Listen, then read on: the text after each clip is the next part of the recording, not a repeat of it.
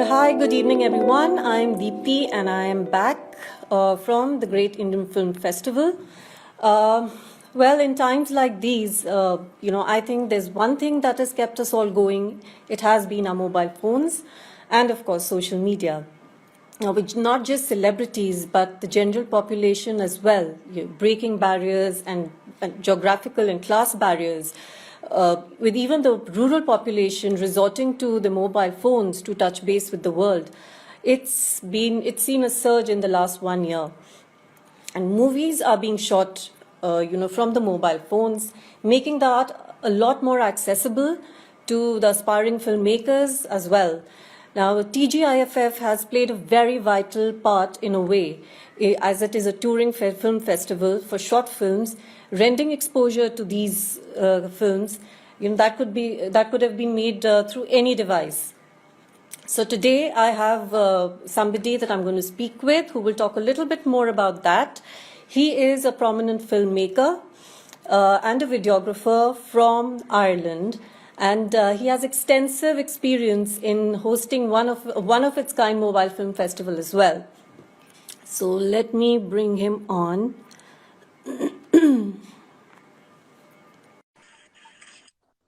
Hi, everyone. Please welcome Robert Fitzhugh. Hi, Robert. How are you? How you doing? How's things? It's Fitzhugh actually, but it's fine. Hey, how are things today? Well, all good here. How are you? Where are you speaking to us from? Perfect. I'm in a small little cottage in the mountains, about an hour outside of Dublin.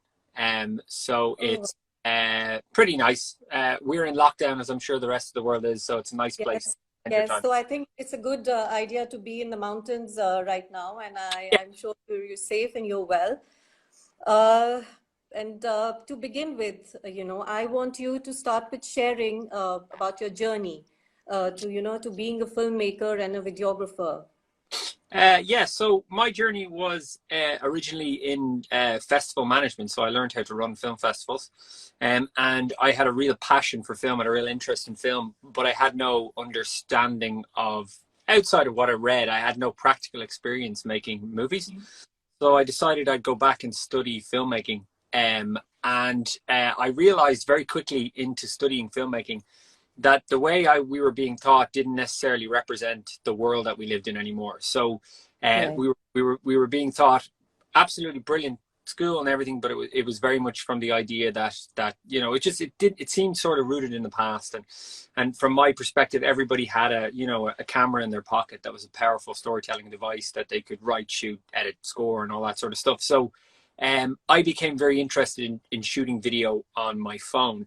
Uh, because I thought it was the way that everyone was moving, and B, because technology. I like filmmaking. I got involved in filmmaking, but one of my fears when I started out was that I wouldn't be good at the technology side of it.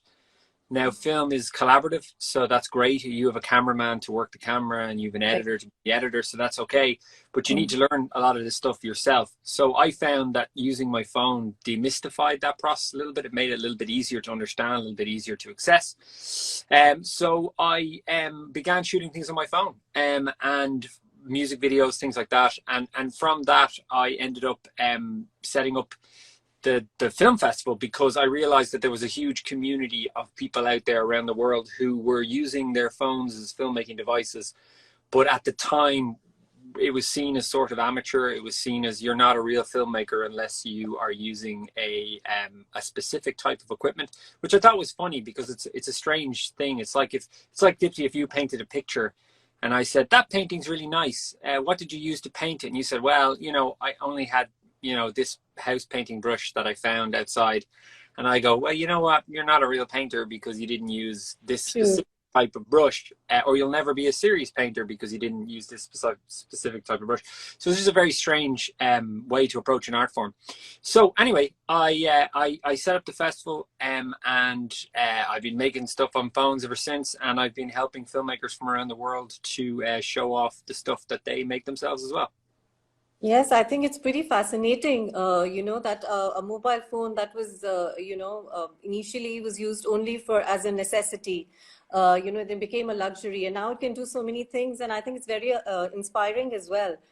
Now, coming to the film festival, as you were talking about, Hmm. now you started the Dublin Smartphone Film Festival. Yeah. It was basically to connect Irish and international mobile filmmaking community.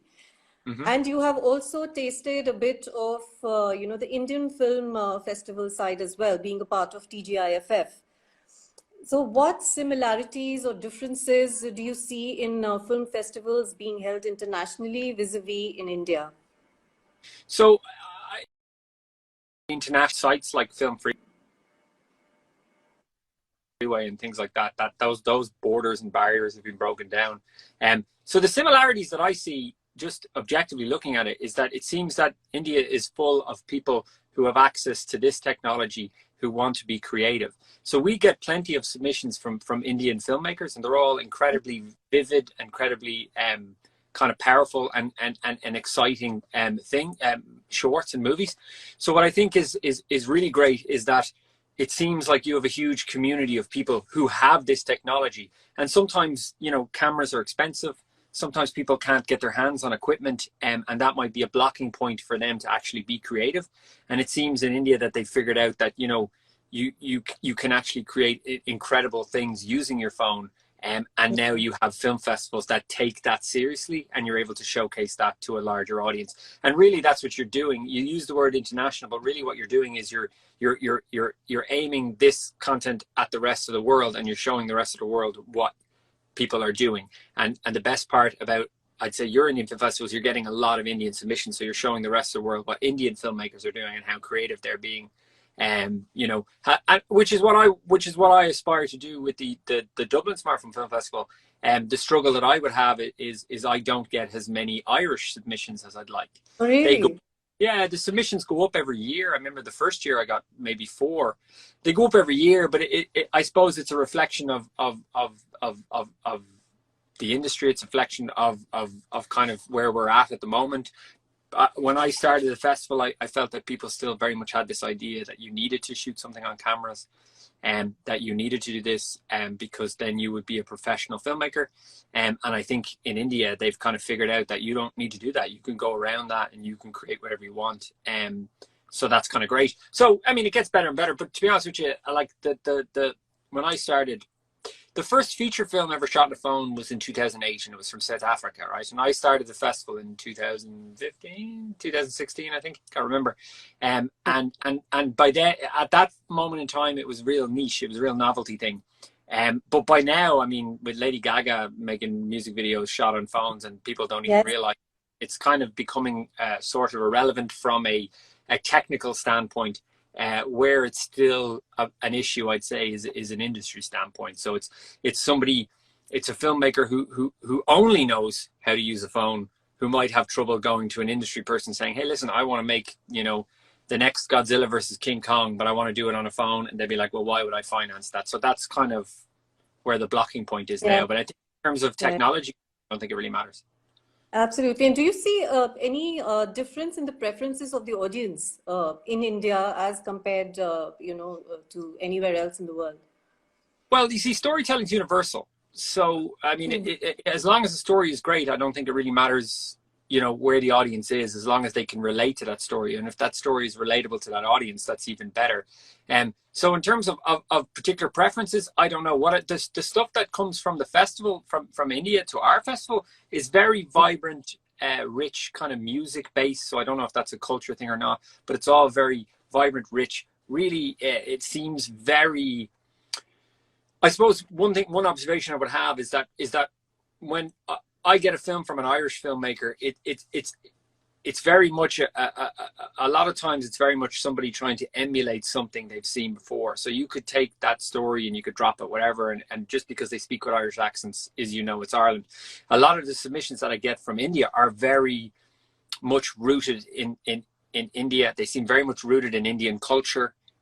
So it seems very much like the filmmakers there are trying to capture the world around them, while in other films that come into the festival seem to be very geared towards telling a universal story that mightn't necessarily be specific to anywhere, but just happens to be filmed in Ireland because that's the location they had access to, if that makes sense. Yes, of course it does, and I think it's very encouraging. I think for all all aspiring Indian filmmakers, to hear that. And yes, you're right. I think music is a very important part of Indian films. And well, I'm glad that they've also transcended to mobile films as well. Yeah. So now coming to your film productions that you started in 2019. That was a film Smart Productions. Yes. So Which is basically aimed at teaching individuals and businesses, to make their own video content, at low cost.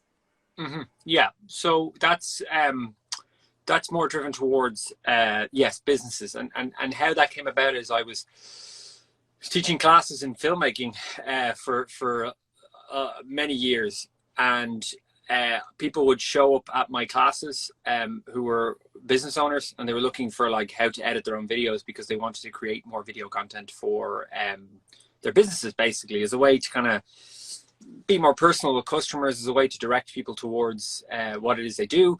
Obviously, there's been an increased rise in the need for video, particularly with the pandemic, has kind of sped all that up. So yeah, so that's kind of what I do day to day.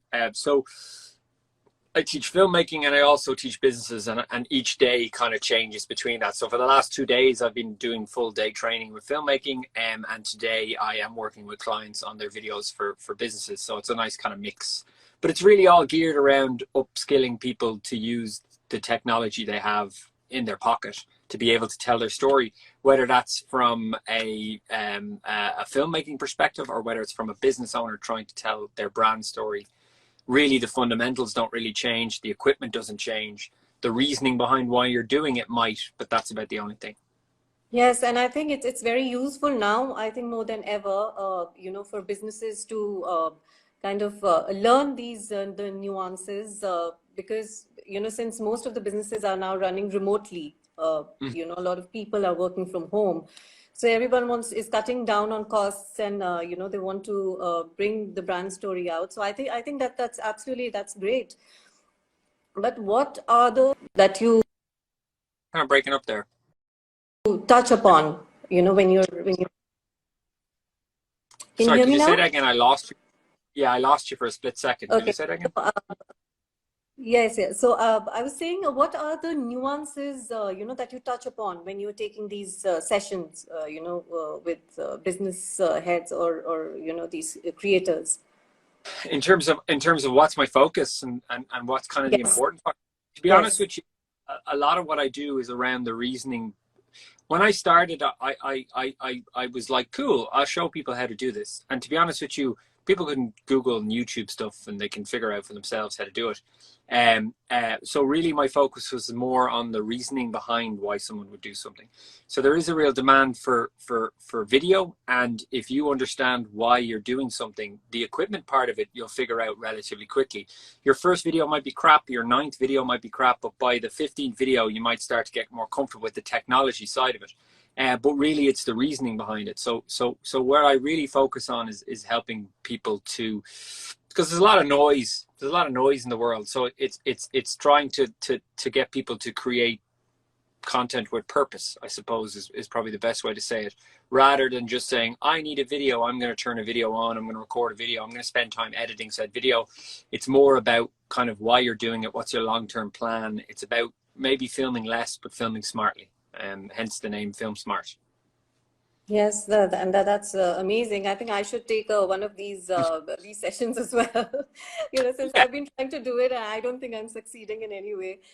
no, Uh, you'd be surprised. You're always, the other thing I would say is sometimes you might do something and you think no one's watching, but someone's always watching. And I've done things where I didn't pay, or I was like, well, nobody paid attention to that. And then somebody weeks later will ask me how I did something. So sometimes people don't interact with things, but I think there's still a value in putting stuff out there. It's just from a business perspective, it's about finding a system and a routine that doesn't engulf your life, because sometimes all this stuff can seem very, I have to make videos, and it yes. seems something that's very time consuming. Well, in actual fact, if you planned it out and worked out what you were going to do, it's not very time consuming at all. And it should only take up a small portion of your day.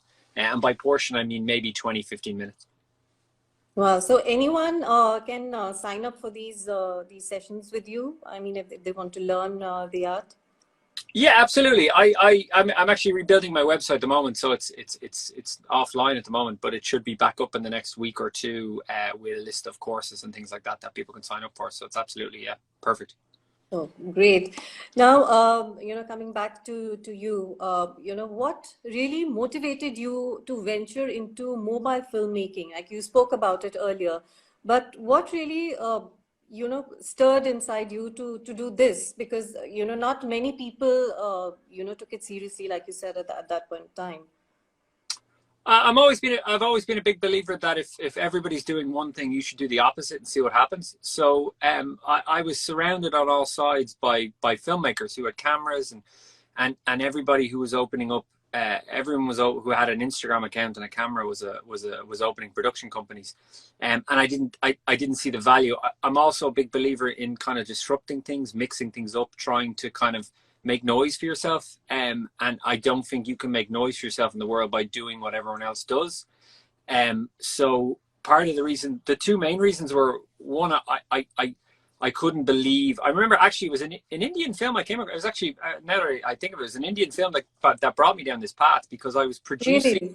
Oh, that's Yeah, good to I was producing a film for somebody and I was trying to get it into film festivals. And this is before I had my own film festival.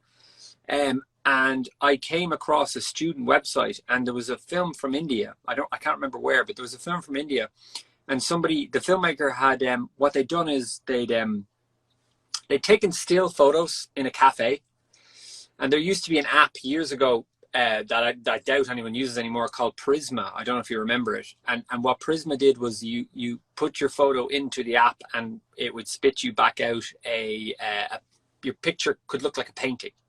And essentially it's in Instagram filters now, and Messenger do it automatically, but this was kind of a big deal at the time. So this Indian student had taken all these photos, made them look like a painting, stitched them all together, put sound effects underneath it of a cafe, and then put voiceover over it. And when I saw that, I thought, well, it was the moment I looked at my phone and said, oh, hold on a minute, this isn't just for ringing people, it's actually something that I can tell stories with. And that's kind of where it took off from there. And I was surrounded, as I said, I was surrounded by everybody who was making stuff using cameras. And I said, you know what? There's an audience of community of people out there who are underserved. And I became more interested in that community. Plus, I've always been a big believer that when people tell you you shouldn't do something, that's time to do something. So I also didn't like this. There was an attitude at the time that's changed a little bit now, but there was an attitude at the time that was like, the better the camera you had, the better the film you had. Yeah. And I didn't really agree with that, because at no point was anybody talking about storytelling, was anyone talking about what it was about. Everyone was just saying, the more expensive I buy equipment, the better my thing will be, because it'll look better. When in actual fact, it'll probably just be really nice to look at, but not very nice to watch. And a lot of times we have to remember, we're not making films for filmmakers, we're making films for an audience. Okay, so an audience might know what it's filmed on, be it filmed on a phone, be it filmed on whatever thing, if it's engaging enough and it's well made. And that kind of got me interested in it. It was like, I have an accessible technology in my pocket that everybody's dismissing, and there's a community out there, people who feel like they're not being taken seriously because they're choosing to use this. So it seemed like a no-brainer then to go down that route. Yes, and spoken like a true creator. I think it takes a creator to recognize another. Now, you've been a part of TGIFF, and Yeah. so as a viewer and as a judge, what did you seek, or what do you seek, in a short film when you see one? Regardless of what I really like from what we really like from a short film here, it's funny because a short film is an art in and of itself, and it's very different to a feature film. And sometimes you have people who have a really good idea for a feature film, and they're like, I'm going to make it into a short. And what you end up getting is a story and a narrative that feels like it should be longer, but they've crammed it into 6-7 minutes, and there's just too much information. So really, what we look for is a story that's engaging and it's simple and it's well told. And really the best shorts are the ones that kind of, they feel like they've dropped you into the middle of a longer movie. It's like you've taken a tiny section out and you've brought it out. So it leaves the audience going, well, that was incredible. I have so much more questions about the characters. I have so much more interest in this world that was in it. I feel like it's just a taster. So sometimes shorts like that are excellent when they're executed really well. But generally when they're done like that, the director has a larger vision and they want to maybe make something longer in the future. And this is a road test for that idea. But what I would say is that's the stuff that really stands out to me, is the stuff that is made with purpose. And I suppose every year we get films into the festival, and it doesn't matter what it's filmed on. It doesn't matter. I mean, like from our perspective, it's a good story is a good story, but you'll get films that'll come in that have a design and a structure and are made with purpose. And then you'll get the kind of other side of it, which is people just trying to have fun and be creative, which is great. You know what I mean? But there's a marked difference between those two types of films. And generally the ones that come in are always kind of entertaining and fun, but it's generally the people who make things with purpose, who have a design, have a plan, and it feeds into every aspect of what they've done. That's generally the kind of stuff that we end up really, really responding to. Yes, and I totally agree with that. So is there any film that you recall that hit you, the most, probably the one that you saw at TGIFF, maybe? Oh God, I can't remember the names of them. They were all excellent. I can't remember the names, but I will endeavor to post something about it afterwards that you can think when I can think of the name of it. Sure. But I enjoyed them. It's a different, as I said, I'm used to getting some films in from India, and there's always a marked difference in terms of the energy and the flow and the vibrancy from those films. So being able to watch those films together, more compact five together, was really, really good, because it gives you a different flavor and a different feeling for the type of films that are being made around the world, as opposed to where we are right now, which is like, I get a film from India, I get a film from America, I get a film. So you're getting kind of flashes of different cultures, but seeing all the films together makes it seem more exciting and more vibrant and just far more interesting. Sure. Now, how do you see the mobile video making medium as a boost to the short film genre? I think it's great. I think accessible technology is great. I think people creating is brilliant. I can't see a fault in somebody having a device in their pocket and being able to go out and create something. The only downside of that is that it's now easier to create. It's now easier to do this. And my only fear sometimes is not about the technology that people use. It's that this speed to get stuff made means you skip over the fundamentals that kind of make a great story, regardless of what you film on. So like, even though you can use a phone now, and even though it might technically be faster, what I would always say to everyone is that two things is that film is collaborative. And just because you can write, shoot, and edit and market and all on your phone, and you could do it all yourself, I think it's important to do stuff like that to teach yourself. But I also think there's a real value to having somebody to run the camera, to have somebody who's good at lighting, to have somebody who's good at editing, because I think bouncing ideas off people and working collectively, for the most part, will create a better film, will create a better project than you could on your own without kind of outside influence. So I really think film should be an art form that's collaborated on for the most part. And I suppose the other point I would say is that not to kind of bypass the fundamentals, where I'm having conversations online the last couple of days about script writing and about how script writing, and you get the impression that sometimes people, I talk to a lot of people, and they're almost interested in getting the script out of the way so that they can get on to the fun part of filming.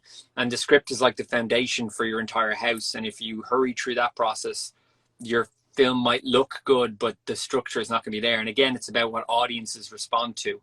And an audience might think a visual is nice. Like, I can think of plenty of films that look really nice, but I don't particularly want to watch them.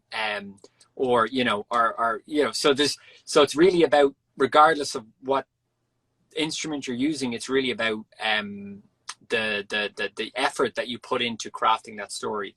And if you've put in the effort and you've put in the foundations and you've spent time on it, whether you shot it on a phone or whatever won't matter.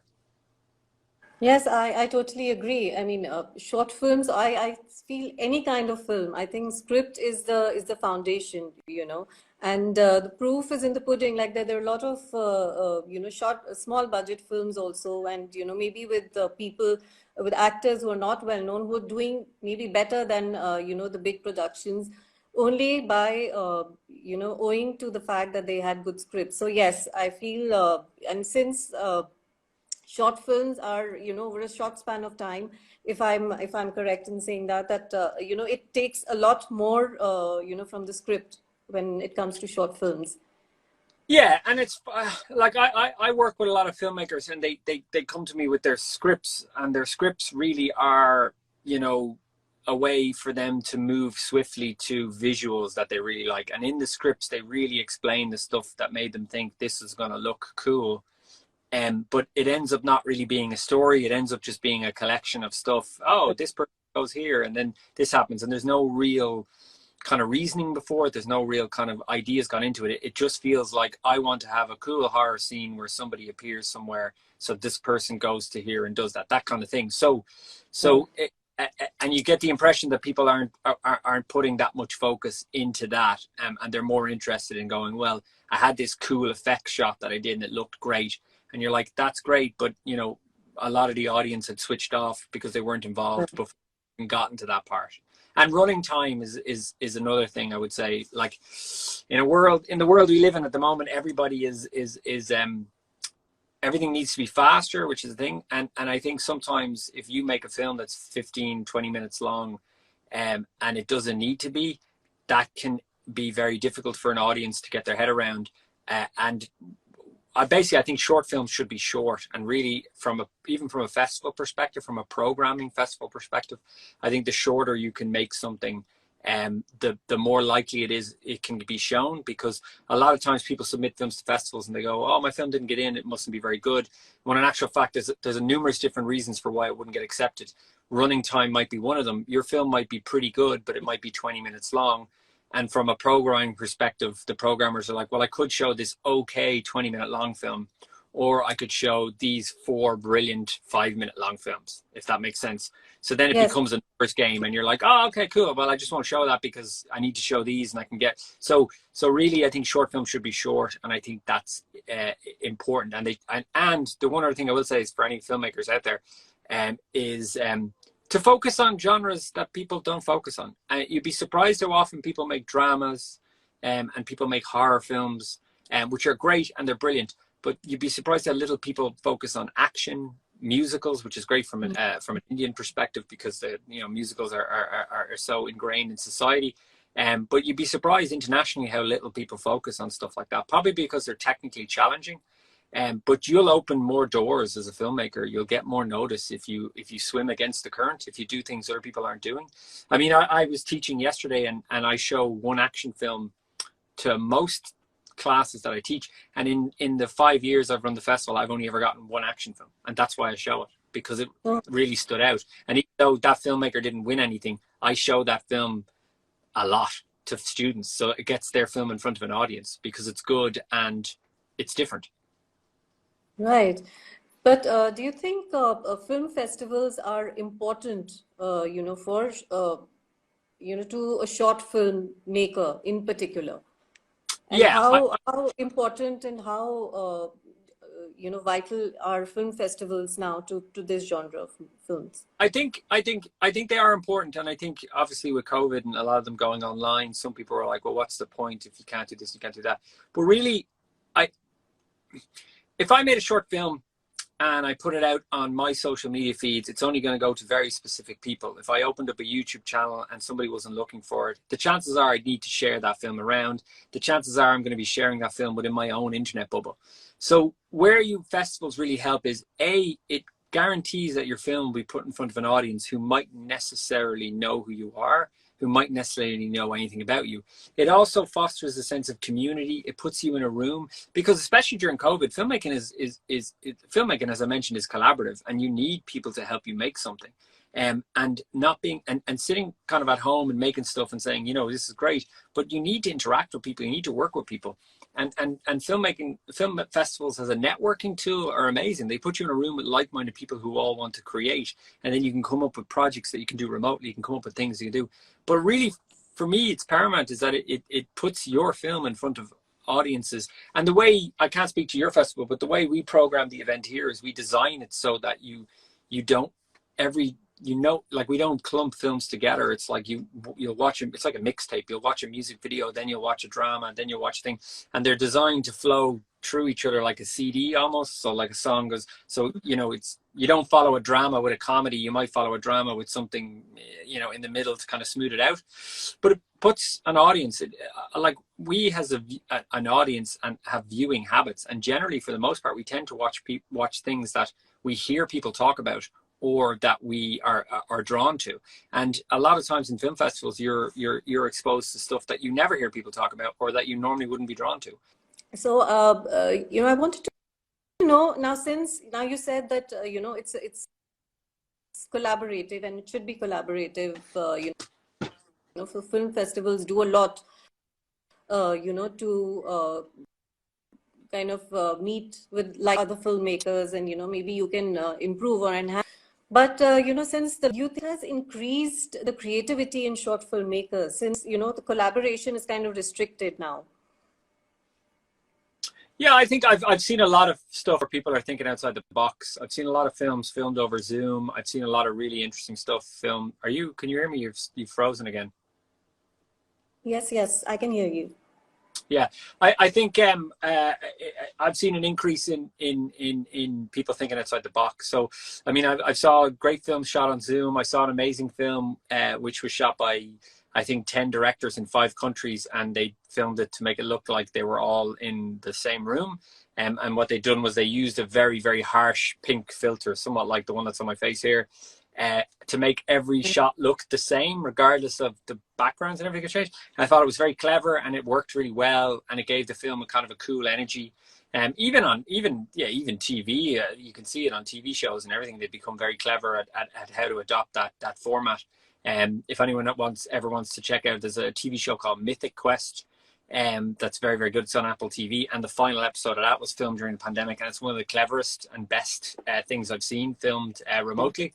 It was just a very good way to utilize modern tools, and interestingly enough, all the actors shot it using their iPhones with Filmic Pro at the time. So it was just very clever and inventive storytelling. So I think limitations has always breed creativity, the same way shooting on your phone might be limited sometimes, but it helps you think outside the box. And I've seen a lot of that. I think there was a lot of people shell-shocked at the start. And we had run some stuff at the very start to kind of help people create stuff. We were running competitions to get people to submit vertical stuff for us so we could show stuff online. But needless to say, I think people have kind of bounced back. People have become used to it. It's become kind of their reality. And I'm starting to see some really interesting and clever things filmed in and around that. Yes. So, now, coming to you, I'm sure, when you make any kind of content, and short films in particular, there is always, that I feel there's a fear also. I mean, if I may speak for myself, I mean, I haven't made any short film, but, even like shooting a small video, that there's always a scare of being trolled, or, facing criticism. So have you ever faced any kind of criticism, for your, any of your works, or, how do you go about handling that? So when you put yourself out there, you're always going to potentially face some level of criticism. I suppose I would be the biggest critic of myself, if you know what I mean. So a lot of times people could say whatever they want to me, and I'd assume the worst. But at the same time, I mean, like that's imposter syndrome, and that's something that affects a lot of creative people, affects a lot of people in general, where you've got this voice in your head that tells you shouldn't do it. I mean, I think there's criticism, and there's valuable criticism. I'm a big believer in giving people critical feedback, and I think there's a huge difference. To be honest with you, if somebody criticizes something I've done creatively, and it's in a kind of a snarky, mean kind of way, I don't really see the value in that, because especially if it's online, because from my perspective, I look at that person and I say, well, something must be up with them if they feel compelled to leave a negative comment under some stranger's thing? Is it to prove to everyone else that they know more than this person? Because to be honest with you, nobody's listening and nobody cares. So really, I think you should be your own yardstick, and I think an audience should be the yardstick. It shouldn't be individuals. If you do something creative and an audience doesn't respond to it, well, then that's, you know, all the feedback you need to say, I need to do something different. I need to find a different approach. I think if somebody's leaving comments online, for the most part, I don't weigh in on that sort of stuff, because I don't see the value in it. It's not real. It's not. If it's just not real. Do you know what I mean? If someone I knew commented and told me, I'd be like, brilliant. Or if an audience that screened the film kind of didn't respond to it. But it's a lot like people reading negative reviews. I mean, the person leaving that negative comment has as much going on in their mind and their lives, and a lot of times it's not a direct reference to the quality of your work. So you set your own yardstick. I would hate to go around, like, I think like, it's nice to feel confident in what you do, but to be overconfident in what you do is also a bad thing. So I mean, as long as you're setting your own yardstick, as long as you're pushing yourself every time to do something new, you're pushing yourself outside of your limits. And again, you know what I mean, if it doesn't work, it doesn't work, but you always learn something, regardless of whether you win or lose. And I think there's a value to trying, because you will always learn something. You'll learn not to do something again, you'll learn to do something different. But I think somebody else telling you that a lot of times doesn't really have the same impact as it might have had years ago. Really? Yes, absolutely. But what has been your most memorable day at work, or biggest goof up? Oh, I tell you, the biggest, the goof up, and the thing that I talk about the most is the first short film. Like, all these things I'm telling you about, features and everything like that, I've done all that, and I've fallen into all those traps, and I've learned all those traps from that. But the first film I ever made was it ended up being 22 minutes long, and it had no dialogue, and it was a thing about time travel, and it had very weighty themes about the power of photography and all this sort of stuff. It took me a year to do it. I didn't think it was great. The inner voice in me said it's not great. I thought there was some nice visuals in it, but the story only made sense to me, really, because I'd slaved over the details in it. But I never once thought about how an audience would receive it. I asked for feedback on it from very specific people who were nothing but encouraging, but I didn't get feedback from an audience. I didn't get feedback from people I don't know. And it wasn't constructive feedback. It was just reinforcing, hey, yeah, it's really good. Isn't it great? Isn't it whatever? So nobody told me that my film was too long. Nobody told me that, you know, there was a lot of stuff in it that didn't work or didn't make sense, because to me it made sense, but I didn't get the story across properly. And I did that, and I was 22 minutes long. And then years later, I found it, and I looked at it from a fresh perspective of somebody who'd gone through all this thing. I looked at it, and now it's 2.5 minutes long, and I could probably make it 2 minutes long if I really pushed myself. Because there's this idea about letting stuff go. Like, to give you an idea, I had a shot in it. I went out when the tide was out in the sea, and I had this boat, and it had marooned boat, and I thought, isn't this going to be great? It's going to reflect the main character, and it's going to look great and all this sort of stuff. And I was looking up tide times, and then I was going out there, and I was doing all this prep for a couple of minutes of footage, and I put it in the film. And when somebody said, you know, that doesn't need to be there, I was like, well, I went to all this effort to get that, so it's staying in. But in actual fact, I should have dropped it, because an audience didn't know what I'd done. The audience didn't know the effort I'd gone to do that. The audience were only invested in the story. So I learned a lot from that. And I learned a lot from that. And I made a lot of mistakes. I spent an awful lot of time on stuff that didn't work, because I didn't seek constructive feedback from an audience. I only showed it to select people, and I kind of showed it to people who I knew would be nice to me. And I suppose that's your imposter syndrome inside you, where you're like, I don't want to hear negative stuff. I've spent so much time on it. When really, like, I should have gotten positive feedback. And I think there is value to finding a mentor, finding somebody who'll give you positive feedback. I think if you go as a filmmaker, I think if you ask somebody for feedback, I think you want feedback. I don't think you want an echo chamber of somebody saying, hey, listen, It's really good. You're doing a really good job. Because if I'm asking you for your opinion, I want your honest opinion. I don't want something that's fluff. And sometimes that whole process get mixed up. Yeah, but when you told me, to the lens that you went to get, maybe one shot, effectively. But I feel as a filmmaker, I think that comes to you, that's innate, right? Yeah. Maybe it's for your own satisfaction. Maybe nobody else knows, the lens that you've gone through to create that just maybe just a few seconds scene. But as a creator, I think it gives you a lot of satisfaction as well.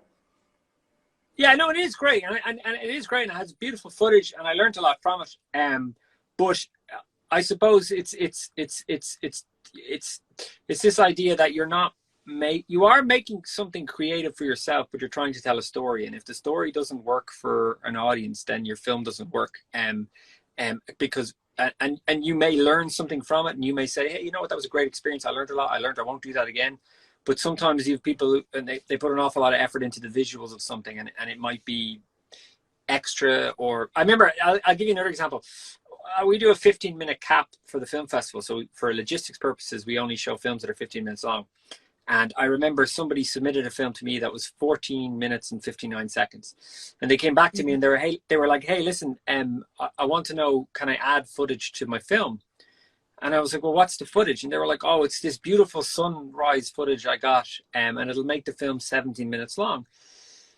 And I was kind of like, well, what's the sunrise footage got to do with the story? And he's like, oh, nothing really. I just got it, and I think it's really nice, and I think it'll be a nice way to close the film. And I was like, well, you can add it if you want. It's your film, absolutely. But just remember, like, does it tie into the film, or are you just want to add it in because it looks nice? And from an audience perspective, are they going to want to sit for another 2 minutes on top of your 15-minute long film and watch it? I don't know, but these are questions I was asking him and getting him to think about, because he was just like, I've got great footage, it's going to look great in my film. I was like, you've got great footage, but will it work with your film is a separate conversation altogether.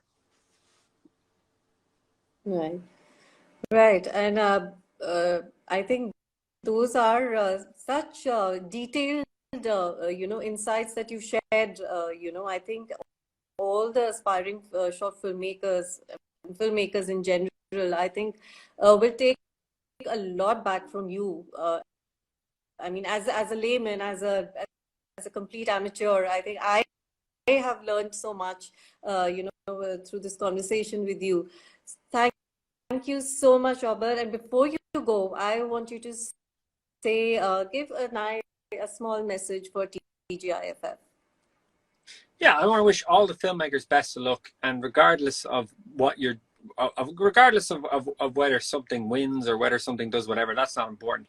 The important part is pressing record and telling the story. And I really hope that people are enjoying that experience, and they're going to enjoy the whole festival experience. But really, it's the fact that you've submitted something, the fact that it's going to be shown is a win, regardless of what happens after that. If you can get at least one person to watch something that you've taken from your mind and put onto a screen, I think that's a win.